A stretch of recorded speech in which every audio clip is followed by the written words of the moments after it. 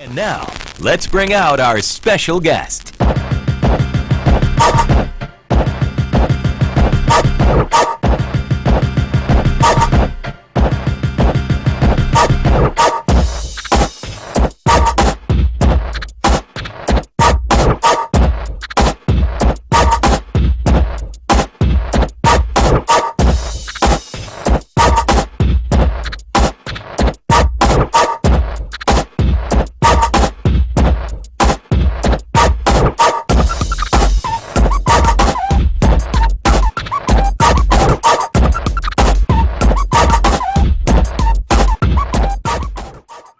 Blood sacrifice for fame.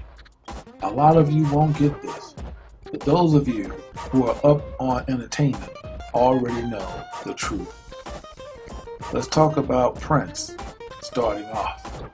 In 98 and 99, Prince would end all his tours with letting the world know what's coming ahead, but no one knew what he was talking about. Check it out.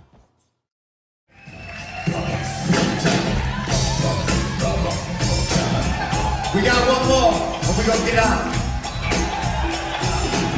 I gotta go home, y'all. I gotta go back to America. I gotta go get ready for the bomb. Osama Bin Laden getting ready to bomb. Osama Bin Laden getting ready to bomb. You knew Osama Bin Laden getting ready to bomb.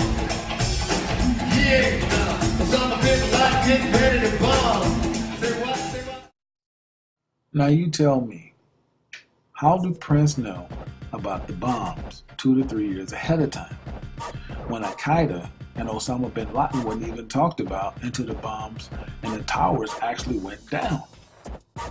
That lets you know the elite lets these guys know what's up ahead of time. Once you hit that $50 million marker, you become very special to the elite, and they let you know what they know. And by Prince being an artist, they like for you to sing about it. They also, if you're a big-time movie director, they like for you to put it in your movies. They tell us every day, but most Americans are brain dead. But yes, Prince is an Edomite, and I'm going to explain it very carefully. Even though Prince had black people in his family, don't get it twisted. They were not all black, okay? As seen here. Here's the man that brought Prince in the world, John Nelson. Well, most folks didn't know that John was 50% Italian, 50% black. And what that means, half and half. John's father, who is Prince's grandfather, was 100% Italian, and his lineage does not go back to the Moors. So that makes Prince an Edomite. Here's Prince's mother, Mattie Shaw. She was also 90% Italian, 15% black. Prince came from an Italian family, much like Lenny Kravitz.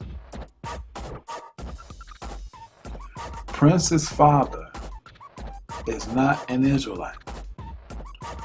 Prince's father was a blood sacrifice. And Prince is a straight up flaming faggot, and on top of it, he's an Edomite.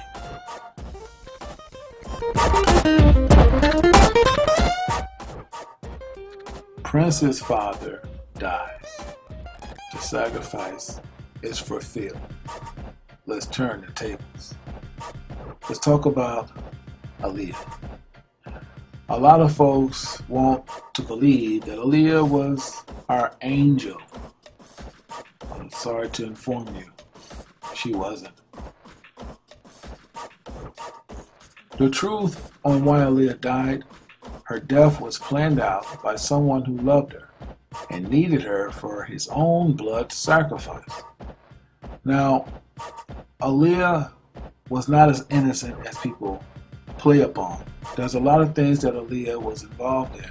She was involved with 2 different men. I'll explain later. Meanwhile, Damien Dash was the guy she fell in love with. And while Damien Dash had Aaliyah falling in love with him, or as he said, he fell in love with her as well, Damien Dash was involved with another woman. We will show you that woman as the film is rolling. Damon Dash didn't have love for Aaliyah. Damon Dash really didn't give two squats about Aaliyah. But what he did need her for is for his own journey. See, Damon Dash took the oath, just like his partner Jay-Z. And they all know about the sacrificing to become famous and wealthy. Well, let's just turn back the tables. Because before Dash, Jay-Z was popping this. Oh yeah, don't get it twisted. Jay-Z and Aaliyah had a thing going on. That is not a lie if you've seen it in the past. Jay-Z would meet Aaliyah at the club or sometimes bring her to the club. The thing is, Damon used to see Jay-Z with her. But Jay-Z really didn't have an interest. He kind of liked her, but he didn't. Dash really wanted her for other reasons, as seen here. Aaliyah was kind of giving out, I hate to say it this way, but Aaliyah was kind of giving out like a joint. She was what they call a jump around with these two particular guys. In Aaliyah's last film, she plays this demonic vampire evil witch. It's amazing that certain roles you take can depict how your life will play out. And the final role that Aaliyah played, she played this witch being turned into ash into stone. But little did she know that playing a film would come out to be reality. Aaliyah playing Nosedive because it was way overweight. Everyone aboard pretty much died. But during that day, after the shoot, Rock the Boat, Damon was calling Aaliyah pretty often. He was begging her to get on that plane so he could see her, so he said. See, it was all in the plans. Aaliyah was the blood sacrifice so that Damon could reach his fortune and his fame. I'll explain it as the film rolls. During the funeral, the guys come out with one hand over another. That's to let the elite know that the sacrifice have taken place and now they're at the finale.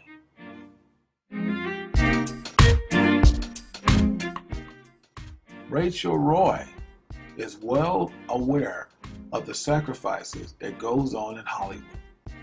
She was with Damon at the time of the death of Aaliyah.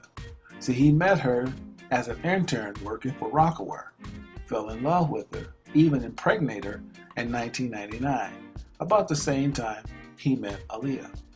She knew about Aaliyah. She also knew Aaliyah was going to be their sacrifice for fortune and fame.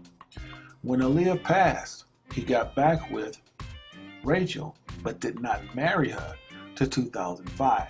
He didn't want people to be seen so suspicious. Meanwhile, Aaliyah's death hits everybody like a storm. But don't get it twisted. What you didn't know is that Aaliyah was down with the Baphomet.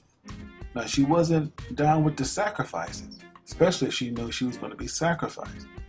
But Aaliyah would always throw up her Baphomet sign like all the rest of them, because she was a part of the brotherhood as well, on the female side. Don't get it twisted. The women sell out too. What did he get for sacrificing her? Rockaware. Pro Kids. State Property Films. The clothing line of CEO. But Damon saw Jay-Z moving faster, so he wanted to get rid of Rockaware. So he sold it to Jay-Z for $30 million. But Jay-Z was always up on game. Jay-Z said, thanks, brother. Took it to his partners and flipped it for $204 million. Talk about screwing you without Vaseline. Ouch.